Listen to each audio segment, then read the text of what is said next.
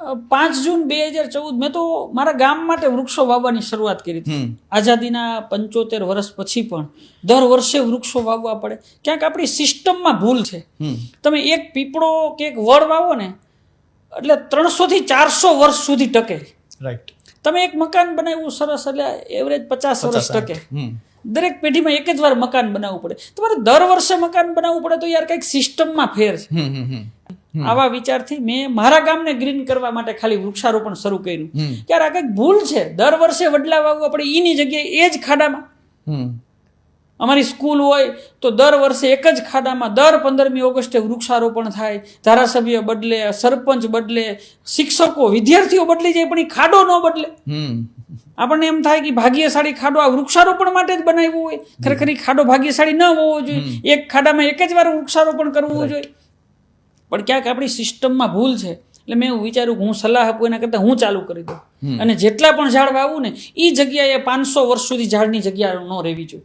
મેં તો મારા ગામમાં 1000 ઝાડ વાવ્યા, એક ટ્રેક્ટર ટેન્કર લીધું, મજૂર રાખ્યા અને પાણી પાવાનું શરૂ કર્યું. તો રિઝલ્ટ આવ્યું. આજુબાજુના 5 ગામમાં મને બોલાવ્યું. આમ કરતાં કરતાં છેલ્લા 10-11 વર્ષમાં 1,40,00,000 વૃક્ષો વાવી અને મોટા કરી દીધા.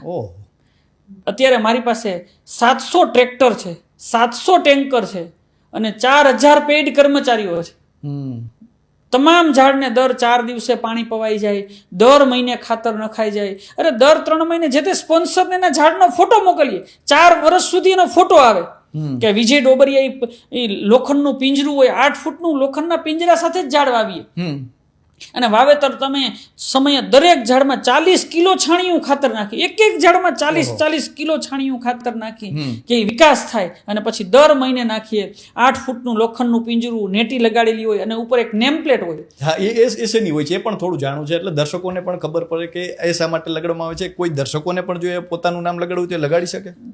જે વ્યક્તિ અમારા સ્પોન્સર બન્યો એના નામનું ઝાડ હોય. તમે એમ કીધું કે ભાઈ મારા માતા પિતાના નામે ઝાડ વાવવું છે, તો તમારા માતા અથવા પિતાનું નામ હોય અથવા બંનેનું નામ હોય અને એના નામે એક પીપળો વાવ્યો, તો તમને 4 વર્ષ સુધી પીપળાનું લાઈવ ટેલિકાસ્ટ આવે કે હવે જાન્યુઆરીમાં પીપળો આવો થયો, એપ્રિલમાં આવો થયો, ઓગસ્ટમાં આવો થયો. કોઈ એના મિત્રના નામે ઝાડ વવડાવે, કોઈ પત્નીના નામે ઝાડ વવડાવે, કોઈ બાળકના નામે ઝાડ વવડાવે. અને 4 વર્ષ સુધી દર 3 મહિને તમને ફોટો આવે. એનાથી અમારી ટીમ પણ જાગૃત રહીએ કે ભાઈ આ ઝાડ ફેલ થશે તો જેનો જે સ્પોન્સર છે એ મને ખીજાશે.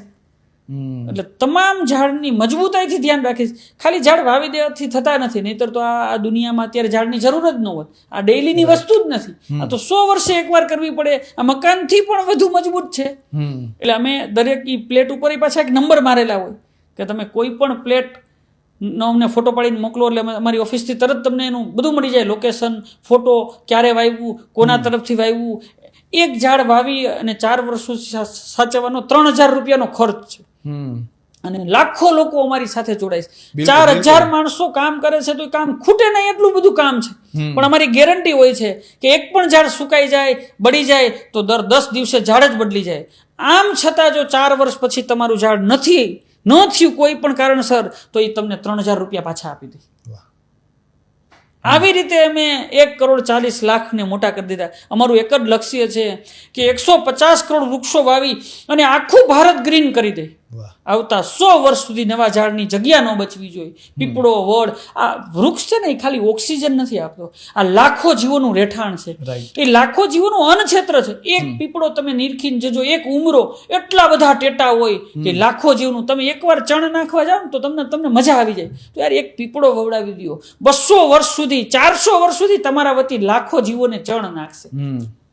આ વન ટાઈમ ઇન્વેસ્ટમેન્ટ છે. અને 100-200 વર્ષ સુધી તમે કોઈને ભોજન આપશો ને તો 50 રૂપિયાનું 50 રૂપિયા જ થશે.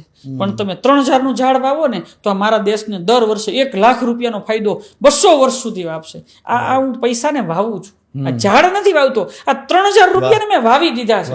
અને તમારી ગેરહાજરીમાં પણ આ એક જ પુણ્યનું એવું કામ છે કે તમારી ગેરહાજરીમાં પણ સતત તમારી સેવા આપતું રહેશે. તમે પાંજરાપોળ બનાવશો પણ તમારા પછી કોણ સાચવશે એવું બને. ચબૂતરો બનાવશો પણ તમારા ગુજરી ગયા પછી ચણ નાખવા કોણ જશે.